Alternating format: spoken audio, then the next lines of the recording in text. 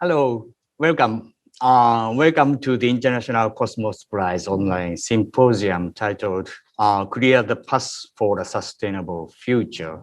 This symposium is hosted by Expo 19 Foundation, which is commemorate the Flower Expo in 1990, and also Institute for Global Environmental Strategies, IGES, which is a leading research agency for sustainability and global environment problem based in Japan. So my name is Tetsuji Ida. I'm a newswriter, environment newswriter from Kyodo News and reporting environment, sustainability and the energy issue for more than 30 years. And I know this is very important time and moment for when we think about global environment problem. This is my great privilege and honor to be a moderator today. As you know, we are midst of COVID-19 pandemic all over the world. If we point out one species responsible for pandemic is us human beings, because the root cause of pandemic of zoonosis is closely relating to the environment destruction caused by human activities like destruction of tropical rainforest, climate change, and bushmeat hunting, and pet trade, and so on. So this symposium to try to seek way to solve a mounting global environment problem at the time of COVID-19 era through the messages and insight from distinguished guest speakers who have been working on this issue quite a long time.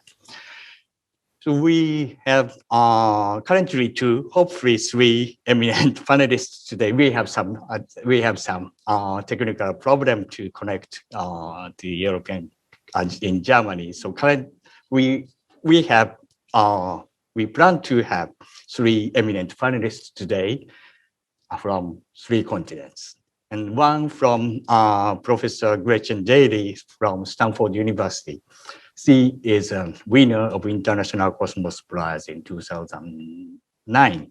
I met her at that time in Tokyo. She's a professor in environmental science for Stanford University in the United States. Also, we have Dr. Kazuhiko Takeuchi, the president of IGES, who is one of the organization of symposium and the member of International Cosmos Prize Committee. And so as an introduction, we will have short presentation. Oh, now we have Johan, right? So this is a third panelist from the European continent. He is Dr. Johan Rockström, the director of Potsdam Institute for Climate Impact, based in Germany. He is a winner of International Cosmos Prize in 2015. I met him just 1 year ago in Davos, and at that time he made a great presentation for the food crisis. I remember that. It's nice to see you again here, Johan. Thank you so much for coming. As an introduction, we will have a short presentation from three panelists, and after that we will have some panel discussion among three panelists and me to deepen our knowledge and to have more insight. So firstly, let me invite Takeuchi-san for the short presentation. So Takeuchi-san, go ahead. Thank you, Ida-san. Today, my talk will focus on how we could rebuild the harmonious coexistence between nature and humankind in the COVID-19 era and beyond. Behind the spread of COVID infection lie two fundamental issues. The first is an inappropriate relationship between nature and humankind. One of the root causes of zoonosis, like COVID, is that humans have come too close to nature. In East Asia, a region where such diseases often occur, massive deforestation, agricultural development, and rapid urbanization have destroyed wide buffer zones that used to be set between natural and human habitats. The second is the trend of excessive globalization. While rapid globalization has promoted the exchange of goods and people around the world, it has also given rise to various issues such as lowering the level of food self-sufficiency in importing countries like Japan. The spread of COVID to all continents within such a short period of time highlights the negative aspects of globalization. Although COVID has impacted everyone, people in developing countries and low-income individuals in particular are severely affected. Thus, how we can build an inclusive society after COVID remains a great challenge. The same can be said for other global issues, including the increasing serious impacts of climate change and the rapidly advancing loss of biodiversity. They can be traced to increasingly unsustainable relationship between nature and humankind. We are currently required to consider how to reconstruct the post-COVID world. Questions are being raised about whether we should aim to simply return to the business as usual or choose to transform our society in the post-COVID era into a sustainable one. I believe that the global community should make a concerted effort to pursue the path toward a sustainable society. It has often been said that it is important to promote great transformative change to achieve the SDGs. Unfortunately, the situation had not changed significantly until COVID forced us to transform our societies. Just a few days ago, the government of Japan approved its supplementary budget for supporting economic measures to prevent COVID infections and shift the economic system after COVID. The budget will promote digital transformation and green economy. Importantly, when transforming society, we should take integrated approaches to resolve the global issues we face. To realize a sustainable recovery from COVID, it is necessary to resolve issues from a multifaceted perspective. It is also necessary to find complex solutions at multiple levels by seamlessly combining discussions from global, regional, and local perspectives. Another important point in order to achieve a sustainable and resilient recovery from COVID is that we need to consider a long-term approach to transformative change while providing a short-term response to the current emergency situation. Here, let me introduce the Triple R framework proposed by IGES. This is a concept that aims to directly respond to the COVID crisis, take countermeasures to recover from the crisis, and redesign current socioeconomic systems toward a just transition to a truly sustainable and resilient world. What is critical to simultaneously make progress on initiatives with both short-term response and long-term redesign in mind? I will introduce an example where climate change, adaptation, biodiversity conservation, and the recovery from natural disaster are combined to strengthen the resilience of local communities. This slide shows a process of adaptive recovery from climate disasters in accordance with the Triple R framework. Adaptive recovery aims to ensure that local communities can recover from disasters in a resilient manner by promoting ecosystem-based climate change adaptation and disaster risk reduction, while providing humanitarian relief and securing emergency evacuation solutions. In addition, we must simultaneously redesign our future society by making progress on multi-sector and multi-level cooperation. This brings me to Japan's fifth basic environmental plan, which I was deeply involved in. This plan has two major characteristics. Firstly, as a core philosophy of the plan, we incorporated the concept of the SDGs, which aim to materialize the integrated improvement of the environment, the economy, and society. Secondly, the plan states the creation of the circulating and ecological sphere, or in short, CES, as a means of driving transformative change by implementing localization of SDGs. Through this, the aim is to achieve a decarbonized, resource circulating society in harmony with nature. The basic goal of CES is to achieve local revitalization through building self-reliant and decentralized communities while connecting localities to the world. This concept attracts attention as an ideal image of a sustainable society in the post-COVID era, and is currently being implemented in Japan and beyond. CES, which is based on self-reliance and decentralization, will contribute to the transition toward a society that can address these issues. Thank you very much for your kind attention. Thank you so much, Takeuchi-san. Thank you so much for showing us the comprehensive picture of how we change our world after the COVID-19 pandemic. So next, I will invite Dr. Gretchen Daly for a short presentation.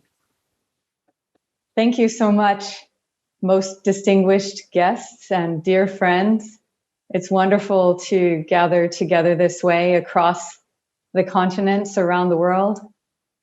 First, I should say I'm immensely grateful to the Expo 90 Foundation and to the Institute for Global Environmental Strategies for all the tremendous work to lead the world in harmonizing people and nature. And thank all of you so much for sharing this moment, reflecting together on the challenging times that we're living and on how we can awaken and activate society in the way that Professor Takeuchi is describing. We all know we must transform our ways dramatically to avoid collapse of Earth's life support systems. And opening a bright future hinges on recognizing our intimate dependence on nature and integrating that understanding into our mindsets and systematically into planning, policy, finance, and just our day-to-day decision-making. So all people, whether we're living in luxury or destitution, whether we're living in mega cities or out in vast unbuilt landscapes, all of us depend intimately upon nature. And it's this immense and complex net of relationships that sustains and fulfills us. Yet most of this is invisible and silent. We see only little pieces of it, like a bee leaving its nest to buzz through a farm, pollinating as it goes. We can see trees and imagine their roots underground, filtering chemicals from the farm's runoff, purifying drinking water. We can imagine them drawing in carbon and helping to maintain a favorable climate locally and all around the world. Or we can be in parklands, all of us thinking and seeing, kids play, adults walking and talking, all of us benefiting from experiencing nature, promoting physical activity, more and more our microbiome, the way, we have 10 times more non-human cells in our bodies as we have our own human cells, leading to improved physical and mental well-being. So nature experience is core in all these ways, and perhaps most importantly in life, to our feelings of attachment, belonging, and beauty and spirit, our sense of place in the world. So what do we do? We usually don't see the values of nature until they're lost, until it's too late, such as after devastating deforestation and flooding caused by that deforestation or by wiping out wetlands or offshore coral reefs. we've entered a really unprecedented time in human history with these rapidly escalating impacts. Our numbers and the intensity of our activities are one by one overwhelming Earth's life support systems, exceeding these planetary boundaries that Professor Rockström has done so much to illuminate. So we're driving biodiversity to its lowest level since the dawn of humanity. And basically, until the next asteroid hits our planet, it's humanity, much more than any other force, that will determine the future of all known life. So let's ask ourselves, how can we transform? I don't know if any of us really has the complete answer. It's something that will emerge from all of us working together to realize the values of nature and open green and win-win pathways that harmonize people and the rest of life. So on a hopeful note, over the past decade, a systematic approach to valuing nature has emerged thanks to intimate collaboration across many, many countries, thousands of scientists, and millions of people engaging in this effort to come to very practical ways in communities, in government, in business, in civil society worldwide to create decision-relevant knowledge. We're in this basically to make it all accessible and actionable. The users deploy software that basically provides a common language and a common framework and a systematic approach for shining a light on the role of nature and providing all of the different classes of benefits shown here, from urban cooling to mental health in cities to climate security and informing efficient investments in the energy transformation we need to stabilize and secure so many dimensions of our planetary life support systems. So this approach is being used more and more. And just in the past few years, most every country uses it, over 185 countries. The United Nations, the new Intergovernmental Science Policy Platform for Biodiversity and Ecosystem Services, and more in the private sector. But let's go basically to the heart of this. We can use technology we never dreamed of having to sense conditions and basically the stock of nature that we have on the planet supplying our well-being. We can look at this co-created knowledge and decide where to draw the lines between natural systems such as the tropical rainforest and these human production systems such as the farmland shown there. And we can inform decisions to drive ever more investments in stewardship, ever more connecting to and restoring and regenerating the biosphere. So we now have hundreds of ever more compelling demonstrations of this all over the world. I'll just say around here in my home, it's nighttime now, but just outside we've had terrifying wildfires that I'm sure everyone saw on television or the computer. And now around here, the water utilities, the major energy company, and the tourism sector are investing in forest health and in climate security and this green transition to renewable energy to reduce the risk of catastrophic fire and secure water, power, local economies, and all of us who depend on forests and biodiversity. Across the world, dozens of major cities are investing in nature using this approach, both in upstream and upwind places that supply water and air quality, and also in green space right downtown for cooling during heat waves, in rivers and coastal wetlands for water quality and flood protection, and in parks for mental and physical health. So many regions and countries are now starting to zone land and setting aside more land, regenerating that land and the many vital benefits that the new nature returning to it can supply. And the Satoyama and Satoumi initiatives in Japan that I understand, thanks to heroic efforts, are being supported for at least 7 more years, are an enormous part of that. So even some companies are now committing to action, not only on climate, but also on biodiversity. But there's a major leap we must make in this arc of transformation that we're trying to accelerate. The challenge is really to scale up these heroic demonstrations to move to transformation, to move from innovative pilots to system-wide standards that we all share and embrace and deploy in planning, policy, finance, and practice.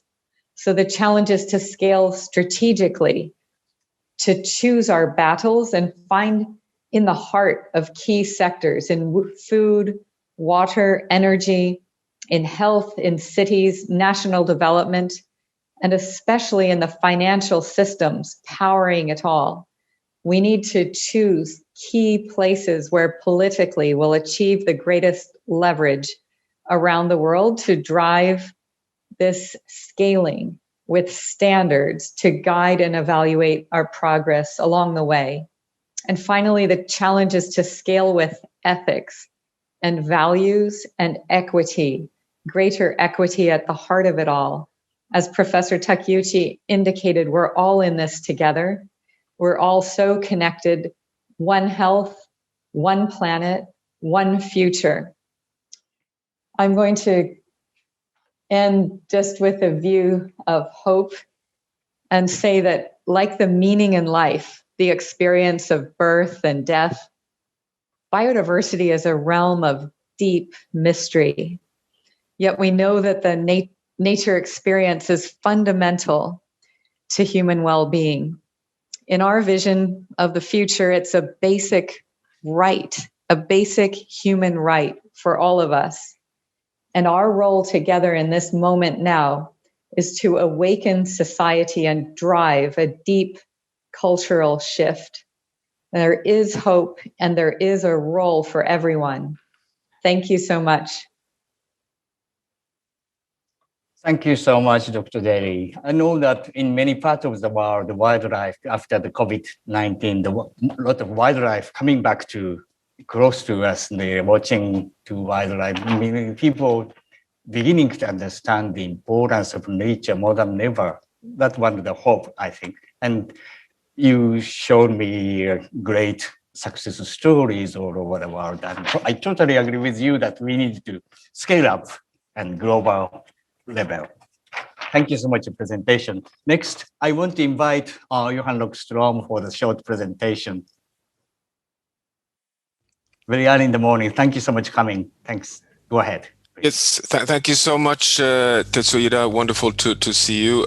So what I'd like to do is basically complement the wonderful presentations by Chandali to kind of integrate the insights of the circular ecological sphere concepts that Takeuchi shared and all the evidence that Gretchen Daly provided on the fundamental importance of natural capital for human well-being, to put this in the context of what I would argue being the most important scientific message from science to humanity. That all of these insights add up to the conclusion that we've entered a whole new geological epoch, that we are now the drivers, not only of the life support systems on Earth, but quite frankly, the entire stability of the Earth system. We're in the depths of the Anthropocene. We are now in our own geological epoch, where we are not only determining the future of humanity on Earth, we are approaching thresholds when we can trigger irreversible changes, where there's no way of stopping drift away from conditions on Earth that can support humanity. And it's in this context that Takeuchi's message is so important. COVID manifestation of the Anthropocene, not a sudden surprise. We knew in this hyper-connected, globalized phase of human pressures on the life support systems on Earth that zoonotic disease outbreaks is what we can expect. And we will have more shocks and stresses of this kind if we did not transform very rapidly. I'd just like to share with you a few of the kind of broader system insights. And here comes what I would argue to be the most, almost humbling scientific insight of last year. It's a curve, typically scientific. But let me tell you the story about this curve. On the x-axis, you have 3 million years. So this is the geological epoch we call the Quaternary. It's the entire Pleistocene and Holocene. So it's the last 3 million years. That is phenomenally significant because despite the fact that our planet has been around for 4.5 billion years, we know that it's only in the last 3 million years that we've had the beautiful planet as we know it. The planet with a hydrological cycle, with an atmosphere, with a carbon cycle, with a nitrogen cycle, with ecosystems and continents and ice sheets, roughly as today. So the only planet that counts for human well-being is over the past 3 million years. On the y-axis here, you have global mean temperature, and the 0 point is the pre-industrial stable 14 degrees Celsius point before we started burning fossil fuels. And what you see in the green curve here is the first time ever a physically based, a mathematical climate model is able to reproduce the journey of the planet over these 3 million years of natural forcing from the sun, from volcanoes, from earthquakes, how we have been dancing between deep ice ages and short periods of warm interglacials. And if you look carefully at this graph, the green line is the model. The black line is actually validation points from ice cores and tree proxy data. So you can see the nice validation correlation. But if you look carefully, you see that planet Earth during this entire period has never exceeded 2 degrees Celsius global warming. It's extraordinary. Despite all the stresses from the sun and volcanoes and earthquakes, the planet has stayed well below 2 degrees Celsius of its warmest point during this entire journey. And the coldest point is roughly -4, -5 degrees Celsius, deep ice age, several kilometers of ice above my head here in Sweden. So the planet has stayed within this incredibly narrow corridor of +2, the warmest ever, -4, the coldest ever. That's the insight, that we have this beautiful, complex, self-regulating, living system that has been able, through its resilience, to stay harmoniously within a very narrow limit cycle throughout its entire existence. And now we are in a dash of time pushing the system outside of this range. Can you imagine? I mean, do we really need more science than this to turn things around? Now, the biggest drama here is even more reinforced when we look at the last 12,000 years, because we know during this entire quaternary 3 million year period, we've been around as humans only for, some 100, 200,000 years. But not only that, we were only hunters and gatherers until we left the last ice age, which you see here to the left, minus roughly 20,000 years ago, deep ice age. We enter the last interglacial, the Holocene, and that's where we start developing civilizations, communities, in Takeuchi's words, as we know them today. And this period is a ±1 degree Celsius corridor, so even more stable than the Pleistocene itself. So that's what we depend on. That's the reference point. That is what we cherish. Now, can it become more dramatic than that? Oh, yes. It can, because we know why the planet has stayed within this incredibly narrow limit cycle. It's not because the sun has been so gentle to us. Oh, no. It's because the planet is so strong, is so resilient, is so adaptive. And we have the data, as you know. The Global Carbon Project perhaps the most important assessment machinery of the global carbon cycle comes out every year with this graph. I find this to be the proof of the beauty of the planet. What you see here is on the x-axis from 1850 till today. Above the zero line is the burning of fossil fuels from coal, oil, and gas in gray, and from deforestation in orange, the destruction of nature. And you see the hockey stick of rising human pressures, of rising emission of carbon. But the most of green, the amount of carbon taken up in the oceans. In light green, what is taken up in natural ecosystems. 50% of our emission of greenhouse gases are absorbed by nature, the world's largest subsidy to the world economy. So it's only the residual, the blue part, that has warmed up the planet so far by 1.2 degrees Celsius warming. But as you see from the curve, it's not only there, that it's much more important that the more pressure we put, the further we go to the right, the further we come to today, the more nature is helping us. Meaning that as long as nature is operating and nature is strong and resilient, she provides us with even more and more buffering and dampening capacity, proving that the Earth's biogeochemical processes do everything they can to stay within the narrow Pleistocene corridor. The drama is, and the big scientific drama is, we're starting to see these kind of articles coming out showing cracks in the system. We're starting to see proof of losing this resilience capacity. Here is just an example from one of the big biomes, namely that tropical rainforests are starting to show signs of shifting from being a major carbon sink to becoming a carbon source. We have forest fires, forest disease, lowered soil carbon uptake, permafrost thawing, albedo changes in ice, uncertainty on oceans.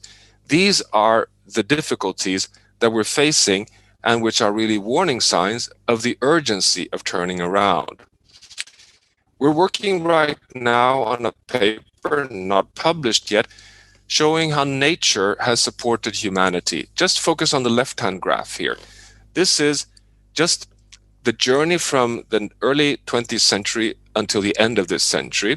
And thanks to nature, we have the possibility of delivering on the Paris target, the blue line here, if we do deliver what we've promised in the Paris Agreement. But if we do not have a natural ecosystems on land operating as we have been able to depend on it in the past, we would actually follow the red line if nature does not continue helping us. And so far, nature has provided us with 0.4 degrees Celsius of cooling thanks to all this carbon uptake. But if we would lose this capacity, we would follow the red line and would, even if we phase out fossil fuels, end up almost at 3 degrees Celsius warming, just to show how incredibly dependent we are. And I show this graph for the following reason. The challenge is that rising risk is not incorporating what I'm showing on the screen here. It's not incorporating the risk of losing carbon uptake capacity in nature. It is only because of our deepened understanding of how the atmosphere and how weather systems and ice sheets function. So it's so important for us to take care of nature, because without doing that, we stand no chance of delivering Paris. And here is the mapping of the proof of that. We have been, for many, many years, mapping the so-called tipping elements, how natural systems in the Earth system function to support the planet. And here you have our latest assessment of the big biomes and biophysical systems that we know contribute to the stability of the planet. And all these in black here are the 9 systems that we have proof today that are showing signs of instability. So we know roughly 15 of these big systems. I mean, from the coral reefs to the temperate forest to the Amazon forest, all the big biome systems. These are the 9 that start today to have evidence that they are moving towards thresholds. And look at what you see here. You have the Amazon rainforest, you have the coral reef systems, you have the permafrost, you have the Arctic, Greenland, Antarctica, big systems that still are delivering for humanity and helping us to stay at a stable Holocene state, but which are approaching thresholds. So of course, if you want to have a real kind of messaging on urgency, avoiding these thresholds are absolutely fundamental. That's why we have advanced the planetary boundary framework, with the only purpose of providing a kind of a guiding map of the safe operating space within which we can have Takeuchi's future delivering on the SDGs and having equitable and having a resilient response to all forms of shocks and development. But if we go beyond them and enter the yellow-red zones, where we are on 4 of the 9 boundaries, both on climate, biodiversity, land system change, and overloading of nutrients, we risk triggering non-irreversible changes. And that's what we're starting to see the signs of today, and avoiding these unwanted irreversible changes that would undermine the life support systems that Gretchen was summarizing so well. So all in all, we are at a challenging point, but as Takeuchi pointed out, there are still opportunities. Back to you, Tetsui-san. Thank you. Thank you so much for your nice presentation. It's sad to see and somehow scary to see that when we witnessing so many cracks in Earth's life supporting system, and that indicates that we need to act urgently. And I think coming 10 years will be a crucial years for us to decide our futures. And thank you so much for your presentation. Now we have 20 minutes left, and we want to go into the panel discussion. And I want to ask some questions to all 3 panelists. First question from me is, now, as you know, we are, and Takeuchi-san said that we are now heading to the recovery phase. Still, we are midst in the COVID-19, but many countries, many governments trying to formulate some recovery plan. So my question is that what is the most important lesson from we have to learn when we think about recovery? What we must do and what we must not do? That's my first question, first round of the panel discussion. So I want to ask my question firstly for Dr. Gretchen Daly, and next Johan, and thirdly to Takeuchi-san. So Dr. Thank Daly, you. Yes. I appreciate this chance to talk together about these complex and really urgent issues.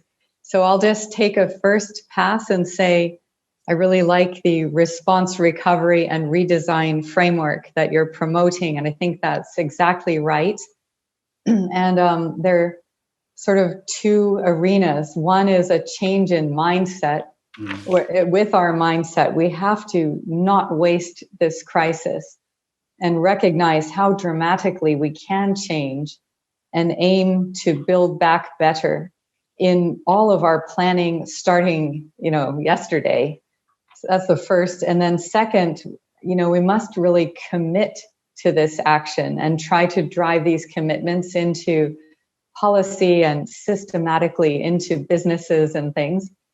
And I guess all of us can support leaders driving this. And we can also ourselves commit to action in many, many different ways. And we can talk more after hearing from others about maybe more specifics. But I think in general, it's a matter of our mindset and a commitment to making this action, and that we do have an exceptional opportunity to achieve both of those. Thank you so much. I know that this is, when we think about recovery, this is a great chance to make, I think, last chance to make the transformative change in your society and economy. And totally agree with you that we need to change our mindset. I agree with you. So next, Johan, are you on the line? Okay. No, so to complement Gretchen, I think I'd like to suggest, something along the political window we have this year, because just as Gretchen says, perhaps we should really recognize that the pandemic has actually opened up a tremendous opportunity. I think this is perhaps the first moment in humanity's existence on Earth that we understand that we now are truly this big, big world on a very small planet, and that we have to take care of the whole planet, because one thing that happens in one corner of our planet can propel itself very rapidly across the whole world. So we're all interconnected and interdependent on each other. It's quite interesting that we might not even think about it, but I think there is this kind of below the surface understanding that collective action can actually be warranted. And this year is the big year of biodiversity, with the big Kunming summit in China and a very important climate meeting in Glasgow, where the UK government has already kind of committed itself for this to be the nature climate COP.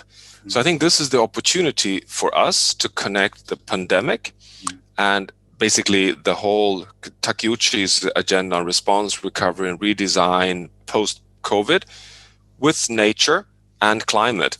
And to say that this is the moment for us to protect all nature that remains on Earth for reduced zoonotic disease outbreaks, meaning human health and security, and for climate stability.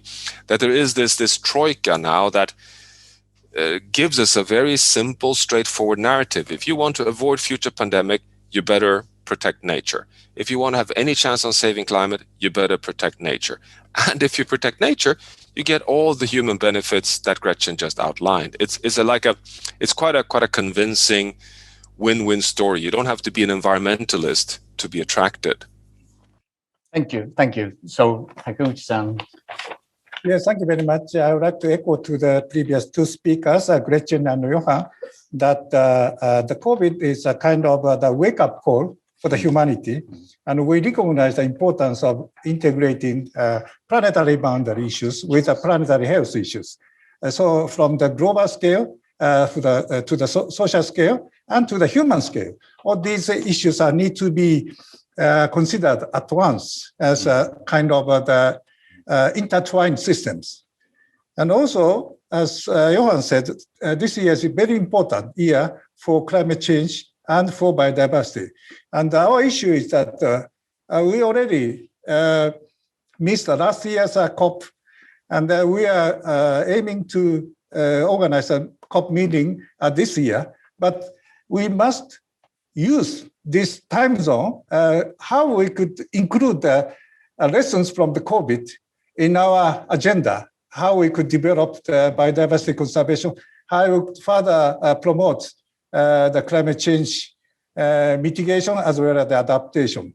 So this is a quite important opportunity for us to reset our social systems, and so that we could turn from the conventional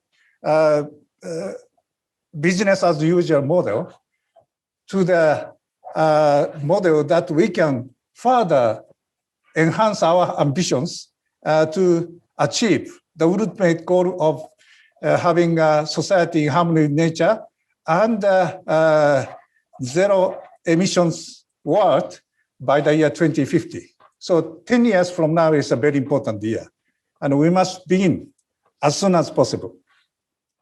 Yes, urgent action should be needed. I know the message is clear. The IPCC message is clear that we need to make transformative changes. And IPBES report message is also clear. We need to make transformative change. And when we see a lot of plastic garbage in the ocean, I think that we need to change, to make transformative change in our consumption and production patterns. But many people know that transformative change is important and we need to do very quickly in a timely manner. But my fundamental question is still the inertia of existing system is so strong, and the politician need to be brave enough to confront huge vested interest with sticking to business as usual scenario. So my question is, who can be a game changer to make transformative change in a timely manner? I mean, what is the leverage to change, to make transformative change, and how can make the politician brave enough to confront huge inertia and huge vested interest. So I want to ask Dr. Daly first, and next Takeuchi-san, and lastly, thirdly, I want to ask same question to Johan. You're asking really tricky questions, but that is a very, very good one, and I think is the essential question.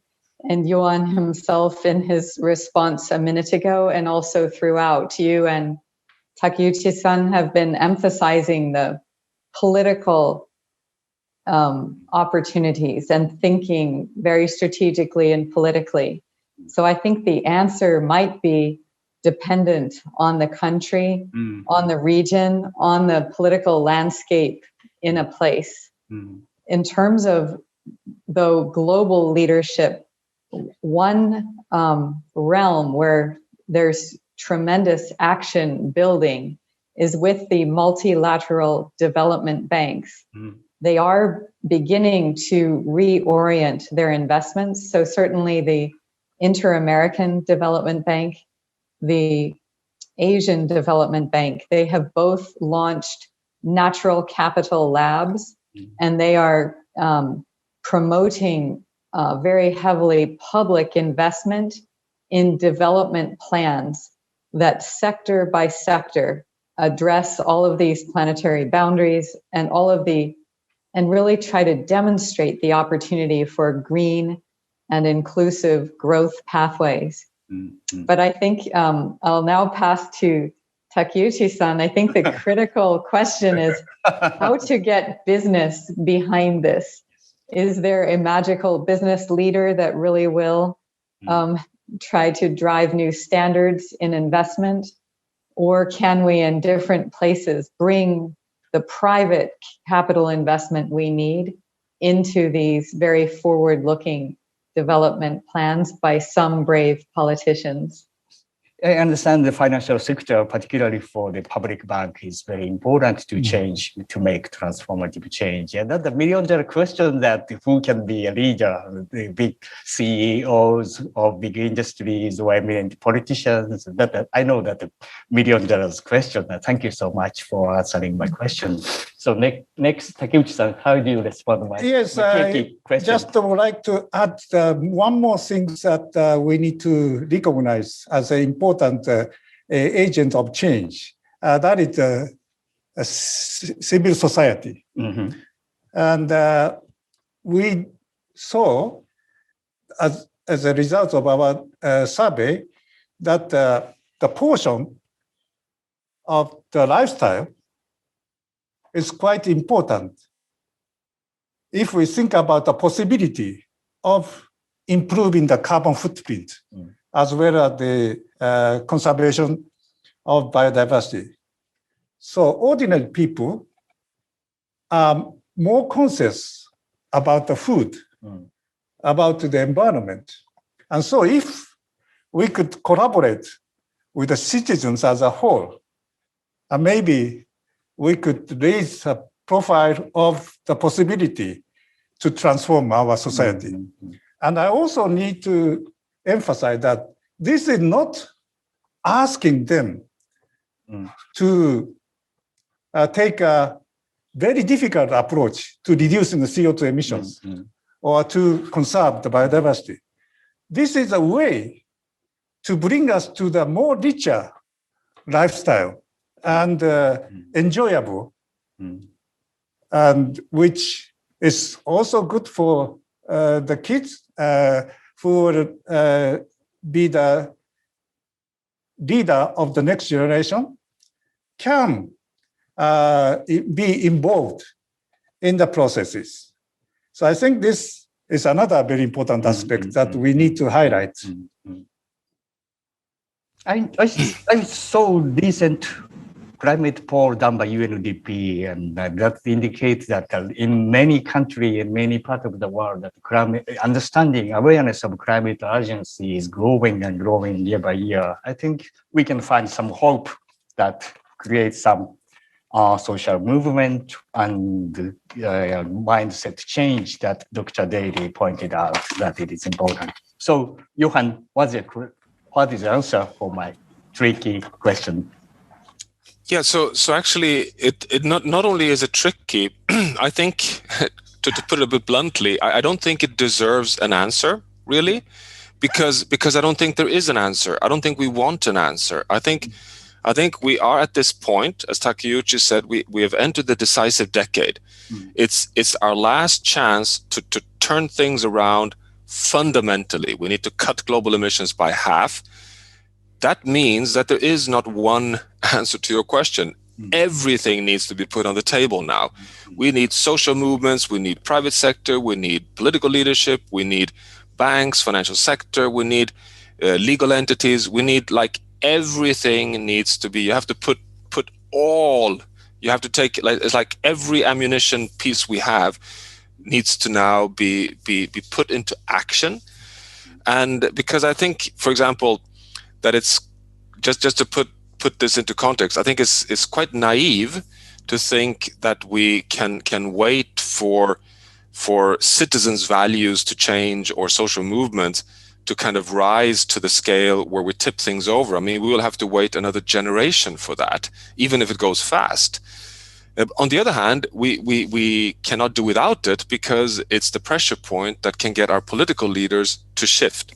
So it's equally right to say that we need top-down leadership. We need the heads of state. We need Japan, South Korea, China, US, and the European Union, the only countries in the world now who have said, we're aiming towards net zero by 2050, adopting science-based targets.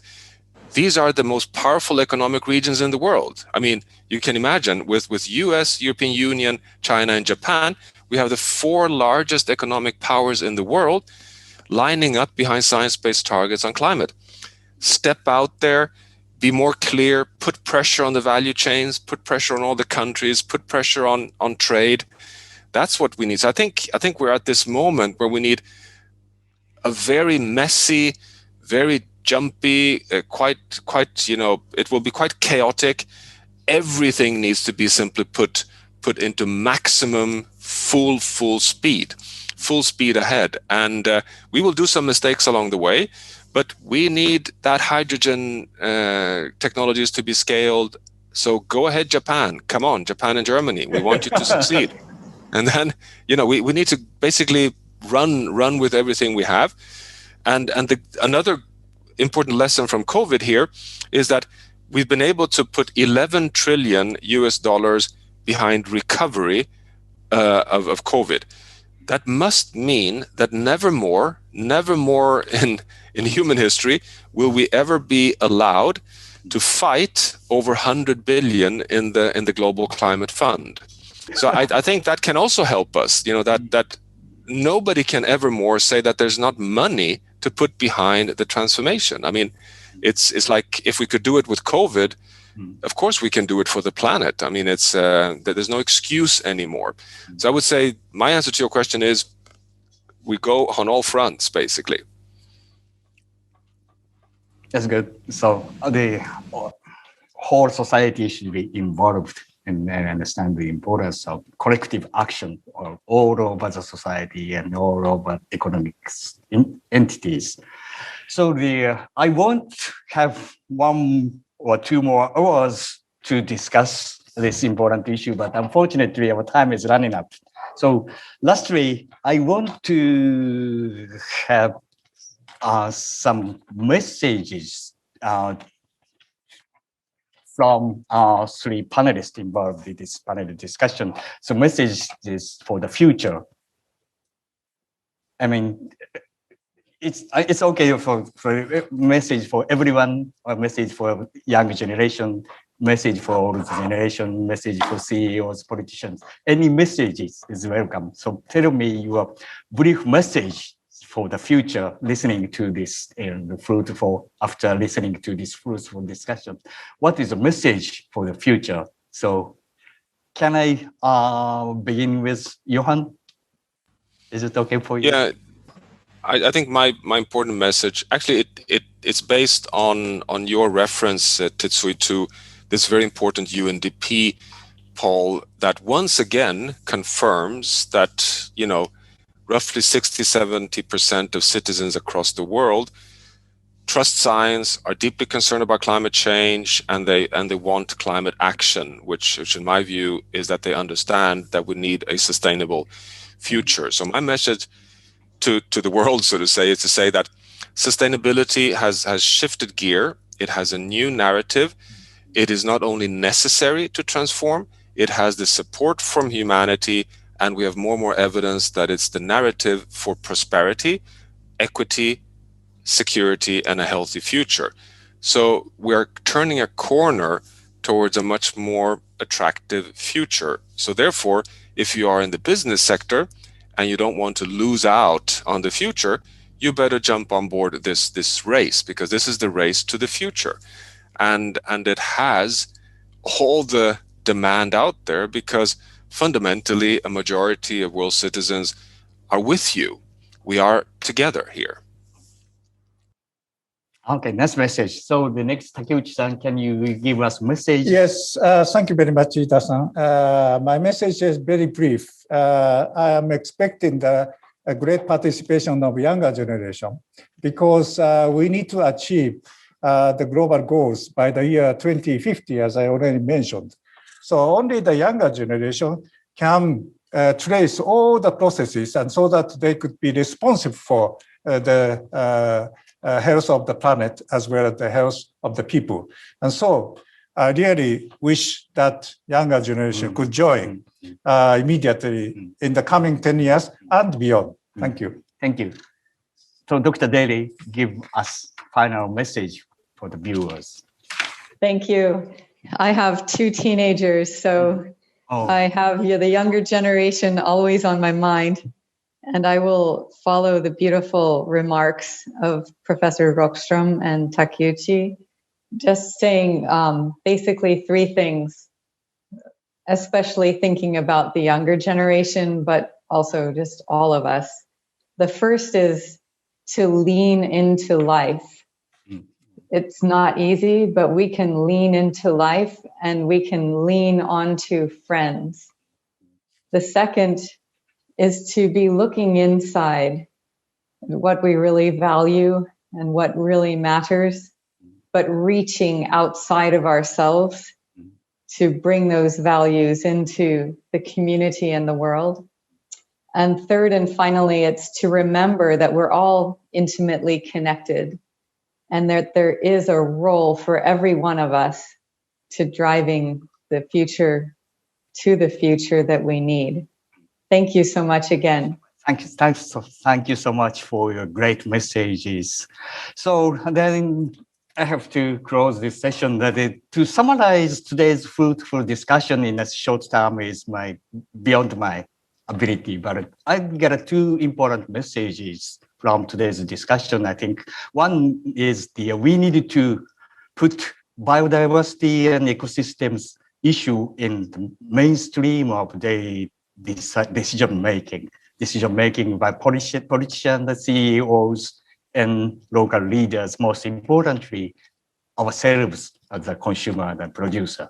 And second message is we need to make some kind of synergy between the biodiversity ecosystem conservation and fight against climate change that Johan pointed out.